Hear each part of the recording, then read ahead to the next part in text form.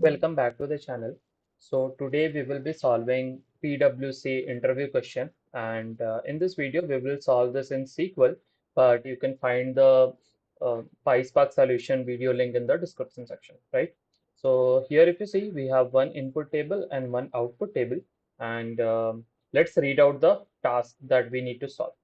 So retrieve information about consecutive login streaks for employee who have logged in for at least two consecutive days. Okay. So we have been given this logging data. We have been given this logging data. Which logging data? Employee logging data. Okay. And we need to find the employees. We need to find the employees who have logged in for two or more consecutive days. So we need to find two or more consecutive days. So this should be greater than equal to 2, right? Greater than equal to 2. So this is the condition, like the number of days for which the user has logged in must be 2 or more. For each employee, provide the employee ID, number of consecutive days and logged in, start date and end date, right? So we need to find the employee ID, start date, end date, and the consecutive days, and this should be greater than or equal to 2. So this is the problem statement, right? So this is quite simple to understand, right? And let's see how we can solve this problem. Okay, so let's see how from this input we are getting this output data, right? So if you see in the output, we have employee 2, we have two record for employee 102 and one record for employee 103, and we don't have any record for 101, right? So let's see how we are getting this output data. So let's see the column. So basically we have employee ID, login date, basically when the employee is logging, right? And this is the flag. N represent that employee has not logged in, not logged in, and Y represent as employee has logged in, right? Employee has logged in, right?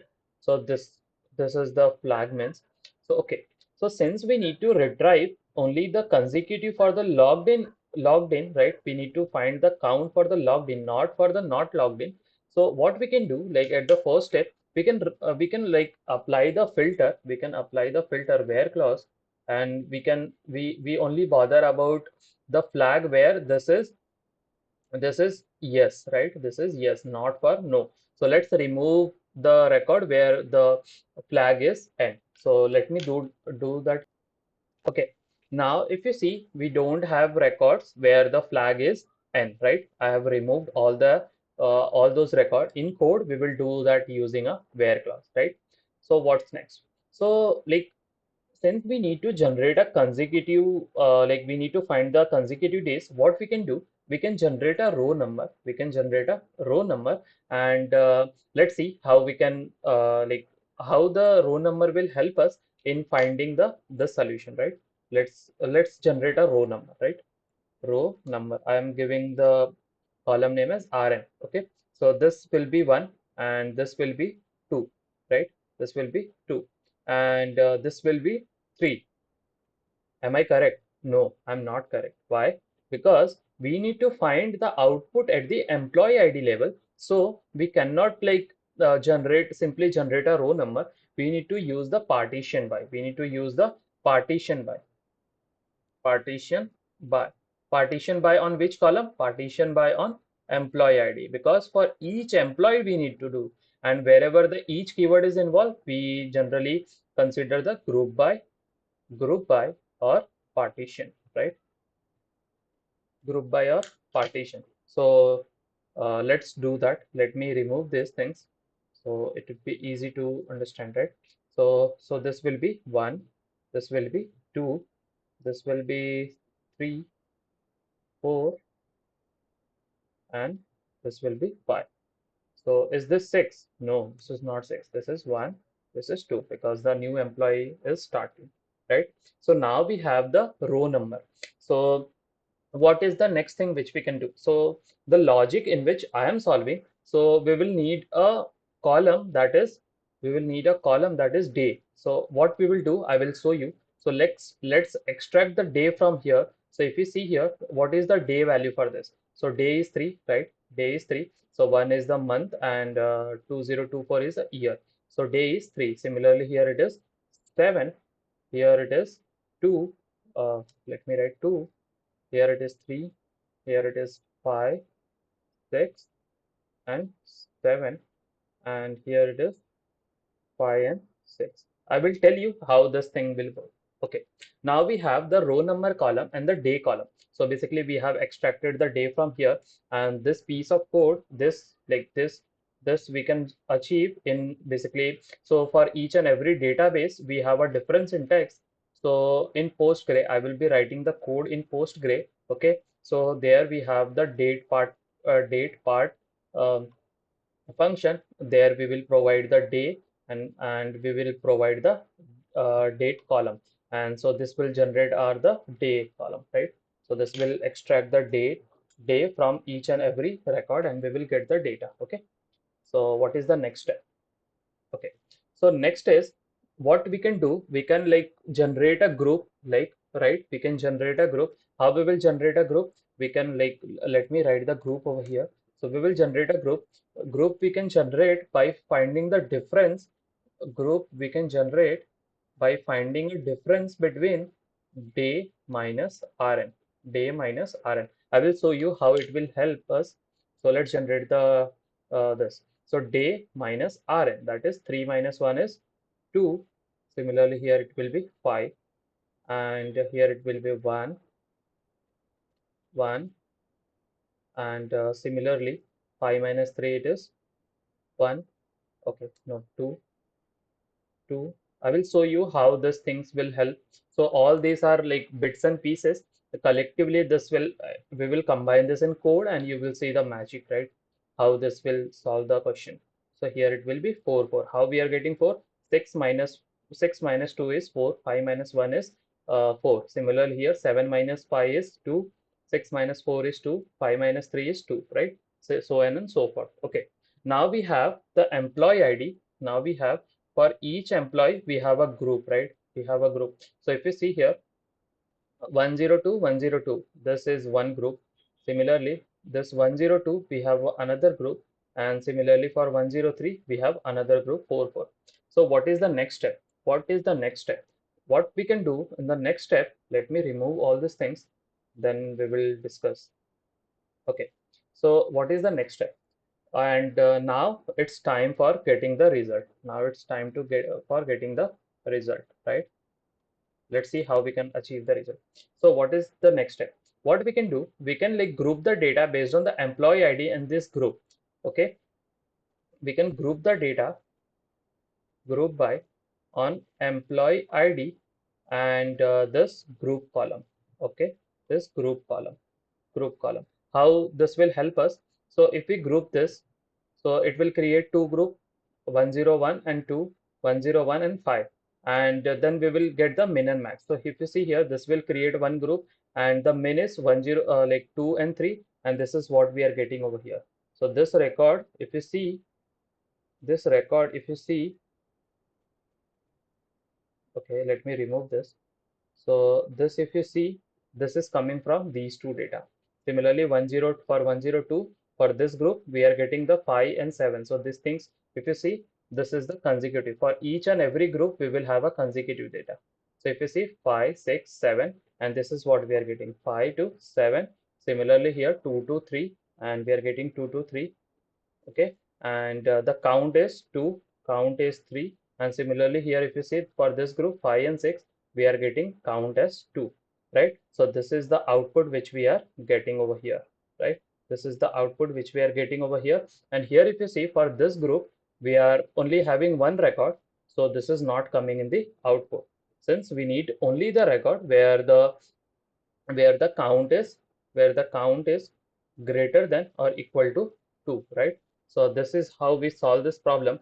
So let's like implement the same thing in a PostgreSQL, and now you know the logic, right? You can pause the video and write the logic by yourself, and then you can like cross verify with my solution, right?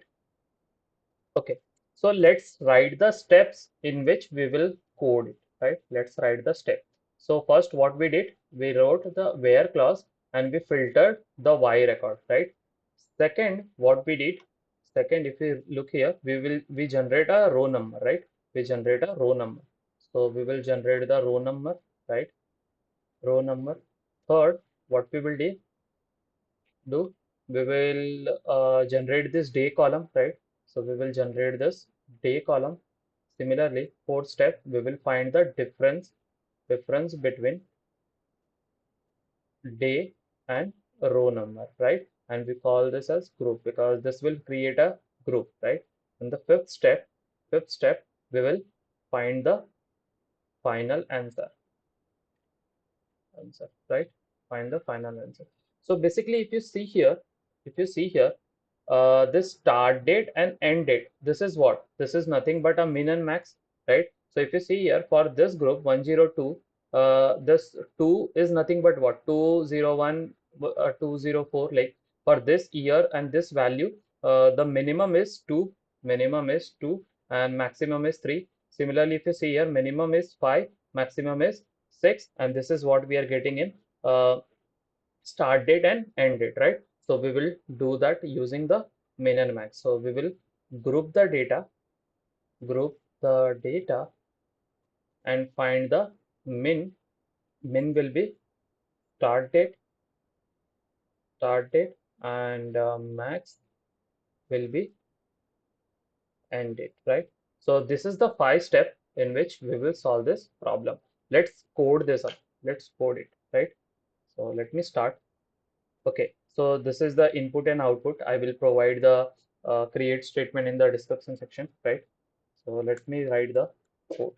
So select from the table name, and we need what? First step we need to filter the record where the value for this flag is n, right? We don't want those records. So flag equal to, we just need the record where it is y, right? And let me run this. Let me run this. Okay, and let me zoom this also. Okay, now you can see the output. Now we have only the record where the flag is y, right? What is the next step? What is the next step? This we done. Now we need to generate the row number, right? Row number, and that too we need to partition. So let's give the table, like we create a CT with CT as name of the table is CT, and now let's generate the row number. So select from CT, and here star comma row number. So we can write row number, okay, where, and we need to do the partition, right? Because we want everything on the employee ID level. So partition by emp ID and order by log date, right? Because we need the consecutive data. So order by log date in ascending order, and we can name this as RN, right? And let's run it again. Okay, now you can see we have the data, right? We have the row number also, right? So what is the next step? As we discussed, after generating the row number, we need what? What is the next thing which we need? Let's see here. We need a day, right? We need a day. So how we can find the day? We can find the day using date part. So date part, and we need day, right? And we can find the day from log date column, right? As day underscore. Let's keep the name as day underscore. Okay, let me run this. Okay, now we have the day also. So if you see here, 3 is coming here, 7 is coming here, 2 is coming here, right? So on and so forth for all the record, right? So what is the next step? As we discuss over here, the next step will be finding the difference between day and RN, right? Day and RN. So this will create a group. So what we can do, we can have this in the CT1 and CT1 as, and we can find the difference in the next part.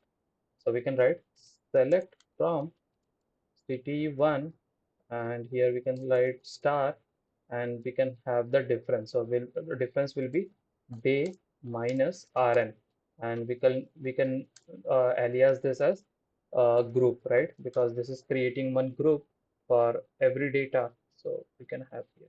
Okay, now we have the group also, right? So if you see these two are consecutive, that's why we have a group.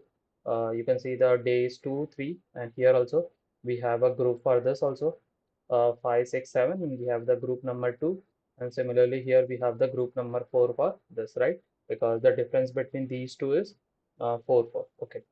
Now we have the group also. What is the next step? What is the next step? Next step is grouping the data. Okay. Now we can group the data. So let's create the CT out of this also. So this will be CT2. Select from CT2, and we can group the data. Group by on which column? We need to group the data on employee ID, and the group custom column which we created. We can group this, and we want in the final output group ID and then min. What min will give? Min will give the start date. So log date, and we can write this as start date. Similarly, we can find the max also, right? Max of log date, and this will give the end date of the consecutive day, right? As end date. And we need to count it also, right? Count one as, let me write these things down, right? So this we can write this as consecutive day, right? Okay. So let's run this. Let me run this. Okay. Now for each group, like for each ID, if you see, for this we have two consecutive days as 3, 2. Similarly, for this ID we have 1, and for this 3 we have 2, and for this 101 we have 1, right? Consecutive days. But in the question, if you read, we just need only the data where the consecutive days is more than 2, right? More than or equal to 2. So what is the next step we can do? Um, let's create one more CT3 as, and we can write select from CT3, and we can write where this consecutive day, okay, consecutive day, this consecutive, okay, instead of date, we should have consecutive count. Let's have it count, right? And let's set right here consecutive day, count should be greater than or equal to 2, and let's select everything, then we will write it. Okay. Now if you see, we have the required output, right? So we have two record for 102, for 3 and 2 consecutive days, and similarly for 103 we have one record, and this is what was required, right? This is what was required. So we have successfully solved this question. You can find the create statement in the description section, right? And if you like this content, please do like, subscribe, and share the channel. And you can try or you can check out the PySpark solution also. I will provide the link in the description section. And let's meet in the next problem. Until then, bye.